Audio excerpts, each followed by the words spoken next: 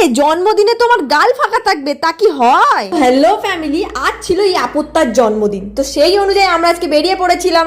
হ্যাঁ, এত তাড়াতাড়ি বেরিয়েছি যে ঋষভদা ফোন করে বলছে আমি কিন্তু চলেই এসেছি। আসলে দোষটা আমারই, গিফট কেনার দায়িত্ব ছিল আমার আর আমি ঘুমিয়ে পড়েছি ভাই। তারপর আর কি গিফট আর কেক কিনে চললাম। হ্যাঁ হ্যাঁ, ওই যে আসছে আপত্তা নাচতে নাচতে।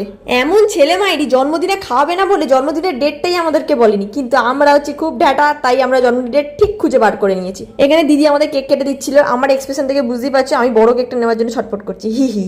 তারপর একটা অবাক কাণ্ড ঘটে, ও বলে আমাদেরকে খাওয়াতে নিয়ে যাবে।